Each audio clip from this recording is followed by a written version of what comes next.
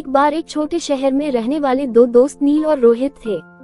वे दोनों एक ही कॉलेज में पढ़ते थे और बहुत अच्छे दोस्त थे। नील एक शरारती लड़का था, जबकि रोहित एक शांत और अधिक उत्तम छात्र था। एक दिन नील की माँ बच्चों को समय समय पर खाना खाने के लिए कहती थी, लेकिन नील खाने की वजह से तनाव में रहता था और नील की सेहत के लिए यह अच्छा नहीं था। रोहित ने उसे बताया कि उसे समय समय पर खाना खाना चाहिए और इस तरह की चिंताओं से बचने के लिए उसे अपने साथ खाना खाने के लिए आमंत्रित कर दिया। उसके बाद से नील रोहित के साथ खाना खाने लगा और उसे अपने स्वस्थ जीवन जीने का एक नया तरीका सिखा दिया। वे दोनों अब अच्छे खाने के साथ साथ एक दूसरे के साथ समय बिताने लगे थे और उनकी दोस्ती और मजबूत हुई। दोनों ने एक दूसरे के सपनों और लक्ष्यों को समझा और एक दूसरे को समर्थन दिया।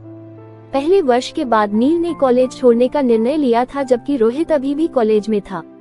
नील ने अपनी तैयारी शुरू करने के लिए दूसरे शहर जाने का फैसला किया था। रोहित और नील की दोस्ती उस समय भी दृढ़ता से जारी रही थी। नील अब भी अक्सर रोहित के साथ बातें करता था और उसे अपनी तैयारी के बारे में सलाह देता था। उसने भी अपने स्नातक की तैयारी की शुरुआत की और रोहित से प्रेरित होकर उसने भी तैयारी शुरू की। दोस्तों के साथ बातें करते करते दिन बीतते गए और अंततः दोनों ने अपनी परीक्षाएं पूरी की और अपने लक्ष्यों को हासिल किया। रोहित अब भी नील से रोज संपर्क में रहता था और उसे खुश देखना अपने जैसे समझता था। फिर कुछ समय बाद नील के परिवार में कुछ समस्याएं उत्पन्न हुई, जिससे वह अपने लक्ष्यों से थोड़ी देर के लिए भटक गया। उस समय रोहित ने उसे अपने साथ रहने के लिए अपनी सहायता दी और नील ने उसे धन्यवाद दिया और रोहित के साथ रहने लगा। रोहित ने नील को उस समय के लिए अपने घर में बुलाकर उसकी सहायता की। नील ने अपनी तैयारी के साथ साथ रोहित के परिवार को भी समर्थन दिया और उन्हें उस समय की मुश्किल से निपटने में मदद की। दोनों दोस्तों की दोस्ती इस समय भी मजबूत थी और वे एक दूसरे का साथ नहीं छोड़ते थे। रोहित ने नील को उस समय काफी मदद की थी, जो उसकी तैयारी को बिना किसी असुविधा के जारी रखने में मदद करती थी।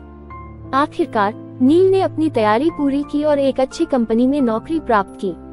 दोनों दोस्त अब भी एक दूसरे के साथ संपर्क में रहते हैं और उनकी दोस्ती उस समय से भी अधिक मजबूत हो गई है।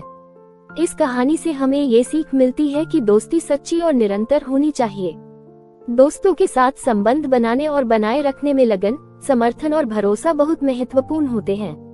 आपको ये कहानी कैसी लगी कमेंट करके जरूर बताएं और हमें सपोर्ट करें। धन्यवाद।